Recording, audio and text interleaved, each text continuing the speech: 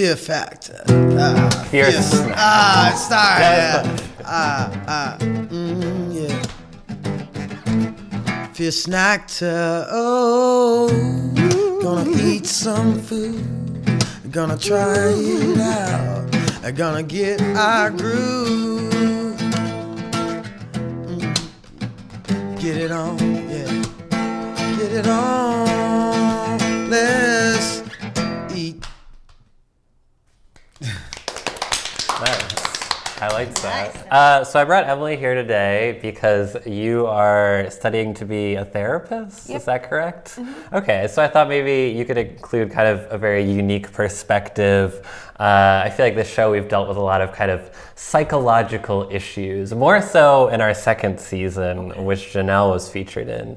Dave was on the show and it was a bit more of a talk show format, more just discussing fears. One of the problems in the past I've had is that some guests we've had on then make social media posts that I might find problematic or difficult. Good, I'll relate that story to you related to that. Okay, so. Yeah, I experienced this before we released our episode. So there was a post you made that I found a little racially insensitive. Which one was that? I think it was a show idea and it involved, I think you potentially using the N-word in your post, and not you saying it, but okay. Kind of like you mean the ghost diggers thing and stuff? Yeah. Oh, okay. Well, there was, because Tone Loc is someone I know really well. Do you know who he is? Oh yeah, well, you know. Okay, and yeah, I have a lot of black friends who, you know, they're like so politically incorrect too, and we joke back and forth. So we were talking about doing a show together.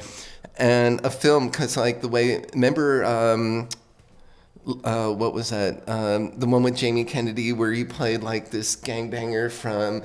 Malibu's Most Wanted. Malibu's Most Wanted, thank you. Funny movie. Yeah, because I used to work with Jamie at National Lampoon. So Jamie's still a good friend. And so we were thinking of like, okay, what can we do that's so politically incorrect and things like that. So, and then also kind of like the two guys, the Wayans brothers, when they did like White Chicks and stuff like that. Why don't we do something or Kid and Play? Remember Kid and Play? Oh yeah. So, a lot of my friends have worked with those guys. So we say, oh yeah, let's just do something like that. So they said, what's the most offensive name we could come up with for it? And it's really funny. It's about these two guys from the hood, and they want to get out, and you know they studied in college and everything, and they want to make good. So they move out of the hood, and they take the first one. The episode is they take jobs in Beverly Hills, working as housemen for a big mansion. But they want to succeed in everything, and they get involved with like this kidnapping case and things, very Richard Pryor and Gene Wilder kind of. And it was really fun. So we were coming up with that. I said, well, why don't we call it Gold Diggers? And spell it Diggarz, like, you know how sometimes you would say like niggers, which is Niggarz, but it's not like offensive, like where you say Nigger.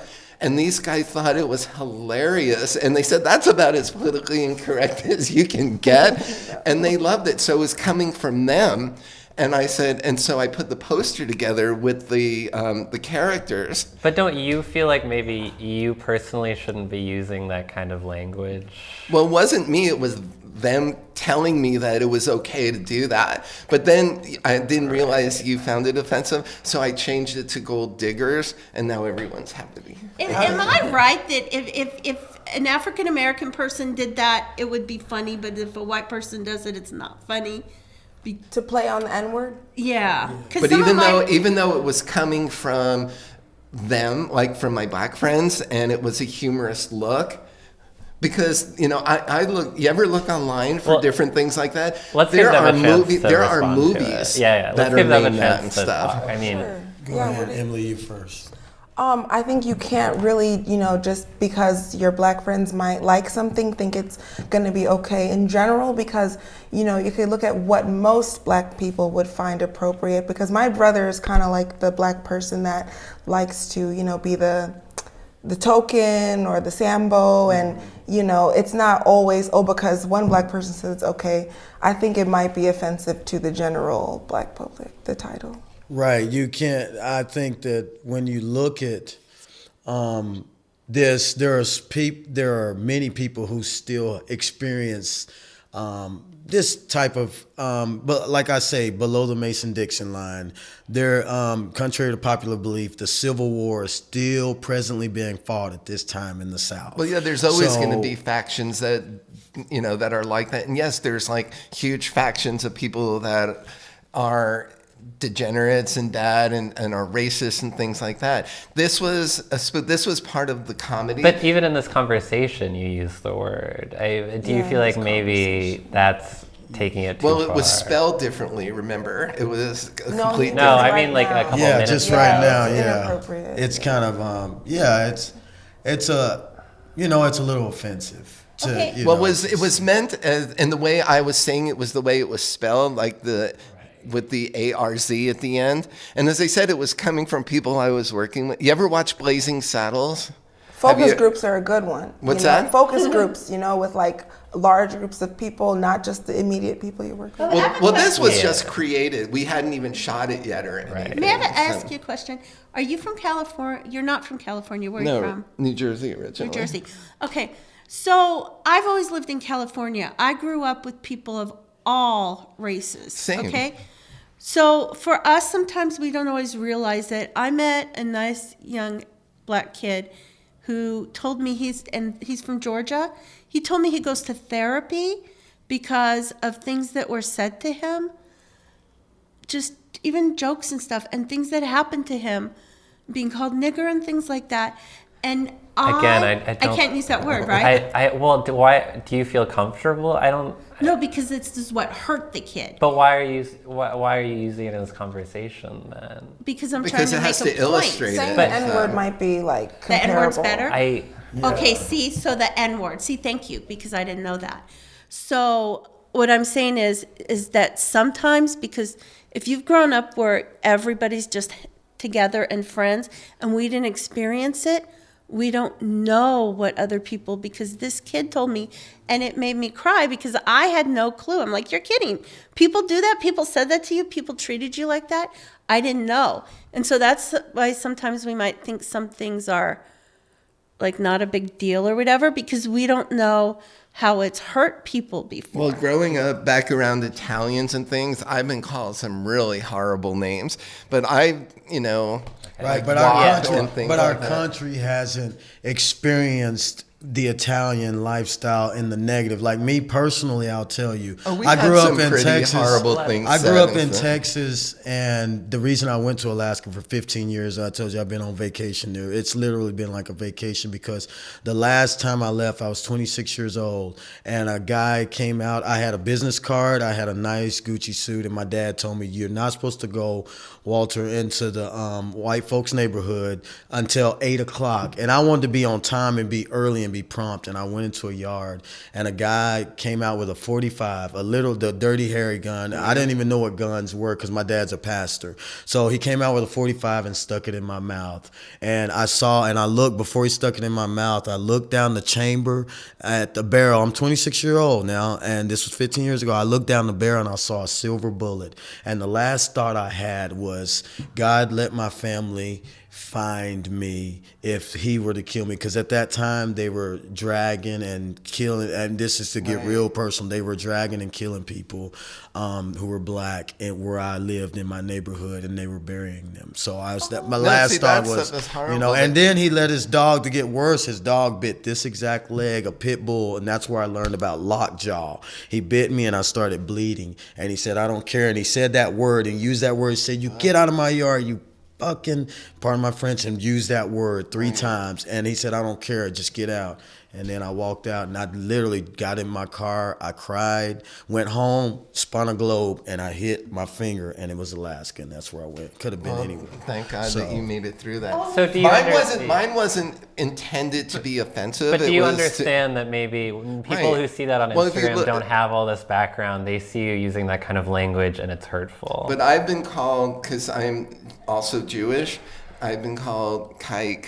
And I wouldn't want anyone using that language on Instagram either. And then the Italian side have been called wop and other things. And I've been like, but I've learned to just kind of I've learned to just kind of let it slide off. I've been attacked and things like that for my Jewish heritage, but I can't let it. So, well, that's anyway. I talked to my black friends who helped me with this, and they were comics too. So, the whole reason was because I asked them if it was like. But do you see where we're Well, yeah, I see from? how you were offended by it, and I'm sorry that it was taken that way, even though it wasn't intended. So that's why we changed it to like gold diggers and stuff. But even like in this conversation, maybe like in the future, being more cognizant of what words you're using. Yeah, maybe it is extremely offensive, So and it brings sensitive me to the back. Well, it wasn't intended, so. Okay, well, let's talk about something that's similar but related. Janelle, you've posted on Instagram defending Johnny Depp. What makes you kind of want to defend Johnny Depp and step Because in for Amber him? Heard's a psycho. Why she do was you caught on believe camera plotting against Johnny Depp. And there's this whole movement against these men that have been, doing sexually inappropriate things to women for decades, and those are bad men, and we need to come out against them and make them stop doing that. But Johnny Depp just got sucked up in all of that stuff. Why It was do you a domestic believe that? issue. Have you read like any of the court reports of kind of going into what he's done to her? She has a history of mental illness, okay? I don't think and that I think plays so. into this stuff. No, I it's think been it does. proven. So. It does. But it's been Yes. proven that he didn't abuse her? A lot of it was made up from what I've been reading. Yes. A lot of it was. Because men can be victimized too. Yeah, no, totally. Absolutely. I mean, they've got to be so careful nowadays about some, decent men will get sucked up in with the men who are using and abusing women too, just because some woman has a beef with him. We're not even allowed to say you look pretty without someone getting all weirded about it. Yeah, it's just over the top. And I feel I have a right to defend Johnny Depp. I mean, I really do. But don't you He's feel a like the decent person. mounting evidence against him? No, I don't think Well, there's... remember they blamed him for bringing the animals to Australia when it was really her that did it, and then Yes. it came out and they changed the story. Well, in a grander sense, why do you witch want hunt. to get involved kind of in that narrative? Like, if you obviously, it's impossible for us to know all the details. It's impossible to know what went on between them. But why come out defending him? Why not just be like, that's, like, the courts will play out, like, they'll find the truth? Like, why do you feel the need to, like, Why step not up? defend him? Because you just don't know what happened. Like, it's impossible. I've seen no. Okay, nobody knows. Why are so many people out there defending Amber when they don't know what happened? Why is it that I can't defend Johnny Depp, but I have to be their poor Amber? There's no poor Amber about this. Absolutely not. Are you the opposite? Do you feel like, I mean, I don't know all the facts, but I feel very strongly from what I've read, including court documents, that there is a large body of evidence that he abused her, he hit her, there was How do you know violence. he wasn't pushed to it? I mean, Well, even if you're pushed to it, you don't- That's you don't attack That's not an someone. yeah, excuse. that's not an And- excuse. No, to I've hit. been an abused person, at believe Drake me. and all I've been an those guys. extremely abused woman. So I know, and I can tell you, Amber Heard shows nothing resembling a real abused woman. I don't believe her at all. Not at all. Well, that's another media narrative. They can create it and slant it any way they want, whether it's Yeah. true or not. I don't know. What do you Yes. guys? What do you got on this? I actually don't know anything about the situation. Man. Well, in the spirit of that, let's share the snack for the episode. We have vanilla cupcake goldfish graham crackers. These are new. I have 3 bags of these. Feel free to pass them down. Did you Yeah. bring anything vegan for And I her? think and stuff? lactose Oh, you is not can't best have- that's for. I have You're that too. lactose intolerant. You have a lactose load? Yeah. Get a bunch of these. They smell good though. The cookies? They So you can't do. eat these either? No, because They do smell good. I'm These not are really eating good. meat anymore, but they smell so yummy. Really? Yeah. Now you have to eat that because it's spilled Is it on No, you. no. I know you break it, you buy it. I'll pick it up after. I can And they're hold these, sweet. too. They're good. So these Yeah. I licked it. The vanilla's nice and they smell really yummy. It's something like you'd like to have, it's like cookies and milk, but I don't have milk now. Walter, do you mind playing us out a little song? This was a great fierce Snacktor, but after our conversation, I think we should call the show Fierce Snacktor for politics, Johnny Depp, and words we don't say. But it's all okay, cause we still love each other. Hey, hey, we still love each other in the midst of Fierce Snacktor. Fierce Snacktor. Nice, that was great. Thank you. Awesome. Well, I think that's a wrap.